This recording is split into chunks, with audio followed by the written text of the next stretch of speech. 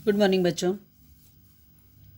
Language lesson 11 कारक, जो कि हम लोग कक्षा में इसका कार्य कर चुके हैं।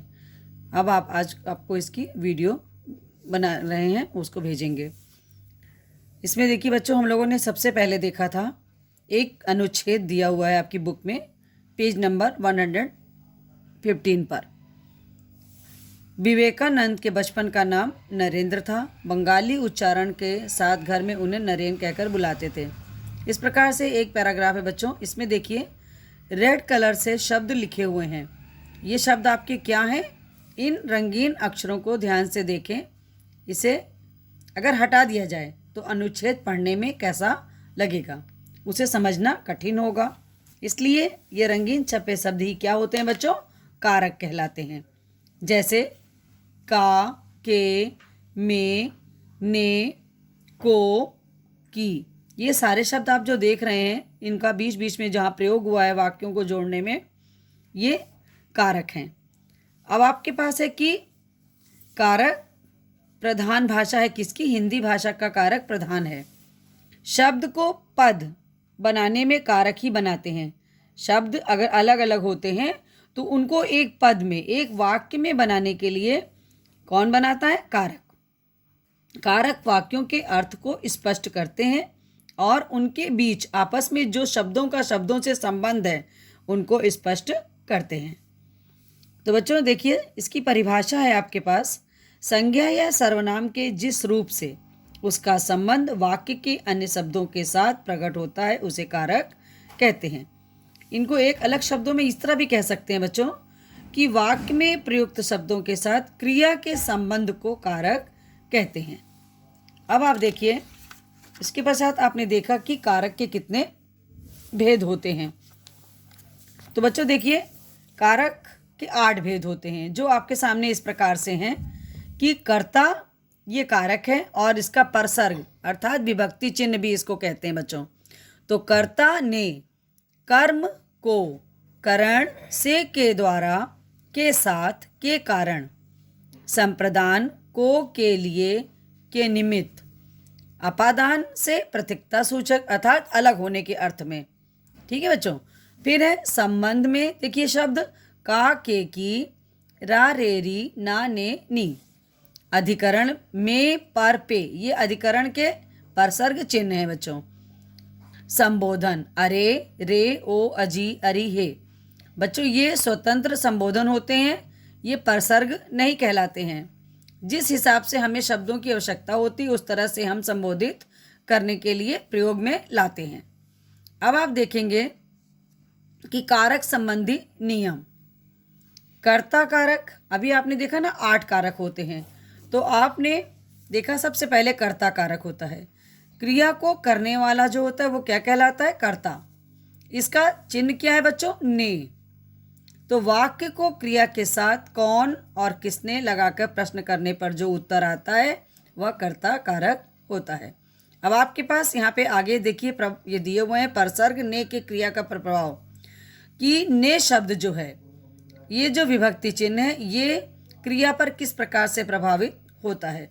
इसको हम लोग क्लास में भी डिफाइन कर चुके हैं और आप लोगों ने इसको रीडिंग में भी पढ़ा है। इसके पश्चात बच्चों हम लोग फिर अब देखते हैं इसका दूसरा कारक, कर्म कारक। वाक्य में जिस संज्ञा या सर्वनाम पर क्रिया के व्यापार का अर्थात क्रिया के कार्य का फल पड़ता है बच्चों, उसे कर्म कारक कहते हैं। इसका चिन्ह होता है को। जैसे पुलिस ने चोर को पकड़ा, आशा ने गीत गाया। तो बच्चों यहाँ पे पकड़ा और गाया, ये क्या है? क्रिया के व्यापार का फल किस पे पड़ रहा है? चोर पर और गीत पर।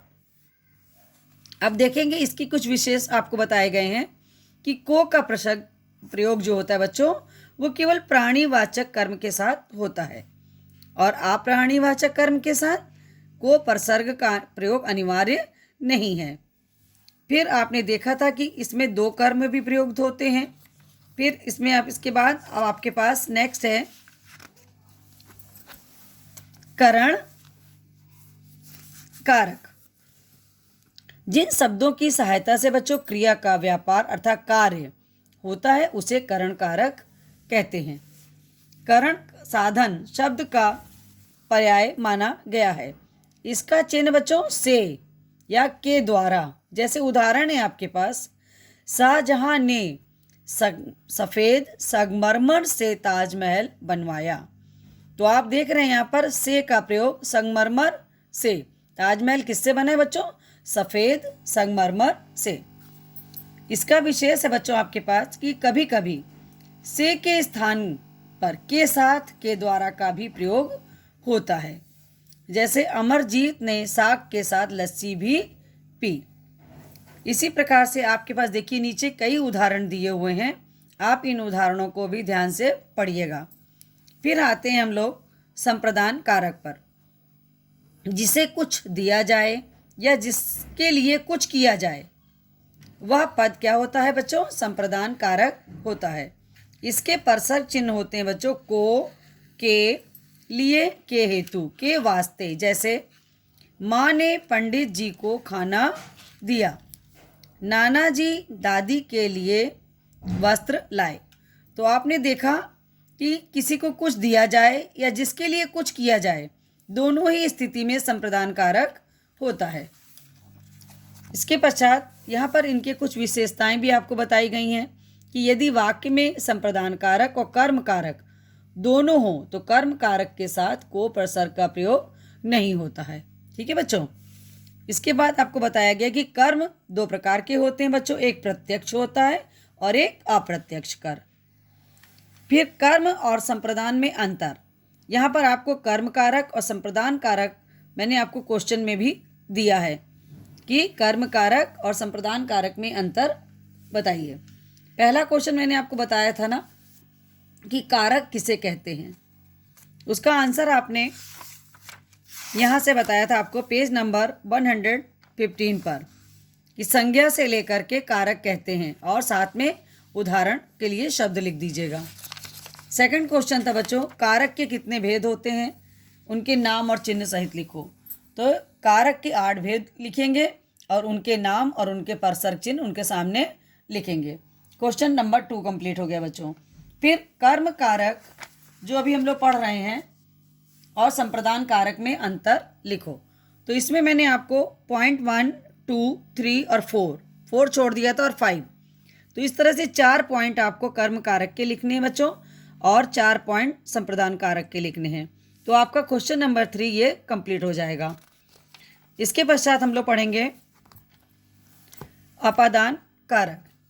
जिसे पद से अलग होने, निकलने, डरने, सीखने, लज्जित होने या तुलना करने का भाव प्रकट होता है, उसे अपादान कारक कहते हैं। इसका विभक्ति चिन्ह से है बच्चों। जैसे वह बड़ों से लजाती है, स्कूल से बाहर सड़क है। जहाँ पर अलग हो रहे हैं या निकल रहे हो या किसी से डर रहे हो या कुछ सीख रहे हो, किसी से लज्जा महसूस कर रहे हो, किसी से तुलना हो रही हो, ये सब भाव आने पर अपादान कारक होता है। चिन्ह है बच्चों इसका से। इसके पश्चात आप देखोगे कि करण और अपादान कारक में अंतर। ये आपका क्वेश्चन नंबर 4 है। इसमें आपको इन दोनों कारकों में से परसर्ग का प्रयोग ही होता है बच्चों दोनों में।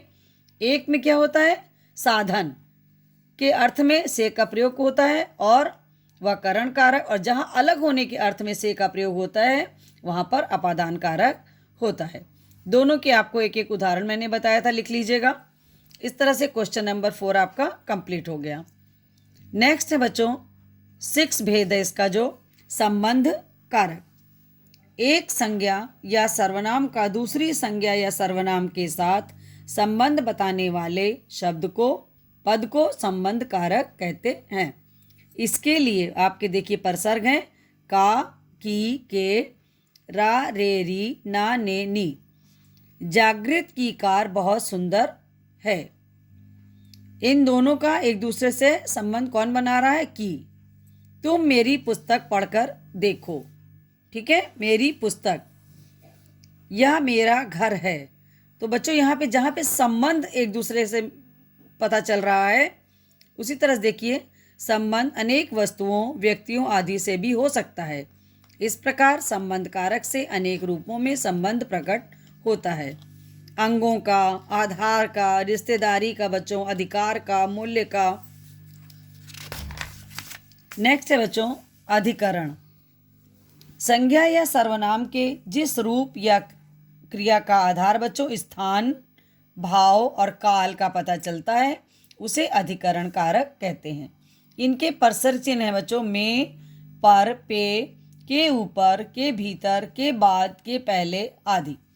यहाँ पर देखिए इसके स्थान बोध के लिए भाव का बोध, काल का बोध, आपके पास उदाहरण नीचे दिए हुए हैं जिनको कि आपने पढ़ा है।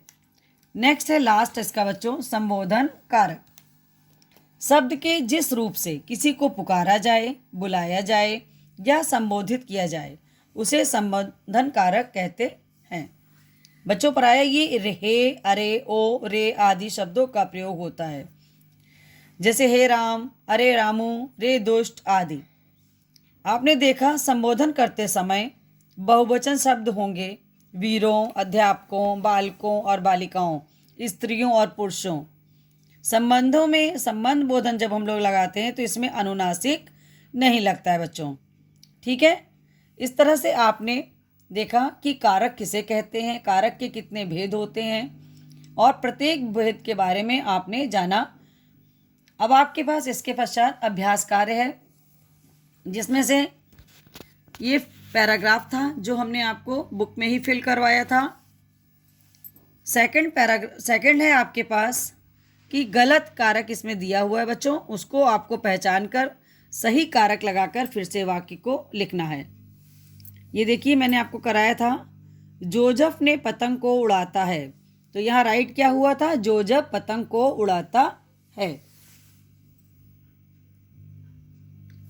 नेक्स्ट देखिए डेरिक पर नाना जी घर आए हैं, तो डेरिक के नाना जी घर आए हैं। घर को अंधेरा हो गया, घर के में अंधेरा हो गया। बालों से साफ रखना चाहिए, बालों को साफ रखना चाहिए। सौरभ ने पत्नी पीएचडी है, सौरभ की पत्नी पीएचडी है।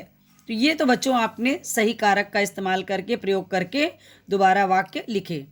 इसके पश्चात आपको बताना है करण और अपादान कारक पहचानना है। तो देखिए पहले वाले में अपादान है, दूसरे वाक्य में करण कारक है, तीसरे वाक्य में करण कारक है, चौथे वाक्य में अपादान कारक है, फिर पांचवें में करण है, छठे में अपादान है, सातवें में अपादान है, आठवें में करण कारक है। इसके पश्चात आपको कर्म कारक और संप्रदान कारक को अब पहचानना है इसमें। तो बेटा पहले वाले में कर्म कारक, दूसरे में संप्रदान, तीसरे में संप्रदान, ये देखिए चौथे में कर्म कारक है, पांचवें में संप्रदान है और छठे में कर्म कारक है। इस प्रकार से बच्चों आपकी एक्सरसाइज नंबर 2, 3 और 4 कंप्लीट हो गई। ये आपको अपनी कॉपी पे कितने करने थे, 5 ना। नेक्स्ट है ये आपको एक्सरसाइज पूरी करनी थी अपनी कॉपी पर। उपयुक्त कारक चिन्ह लगाकर वाक्य पूरा कीजिए। यहाँ पर देखिए आपके पास ऊपर ऑप्शन दिए हुए हैं, इनको प्रयोग करके इसमें लिखना है। पहले में नदी में बाढ़ आई है। दूसरा देखिए अध्यापक छात्रों को पुस्तक देते हैं। फूलों की माला ले आओ, वह अपनी माँ के साथ बाजार गई है। गंगा हिमालय से निकलती है। पूर्वा पेंसिल से चित्र बनाती है। टेबल पर किताब रखी है। और इसके बाद वाले जो है ये हमने आपको बुक में ही रखने के लिए करा दिया था, इसको हमने क्लास में भी आपको करा दिया है, ये बुक में ही रहेगा। यहाँ तक आपको कार्य अपनी कॉपी पर करना है। थैंक यू बच्चों।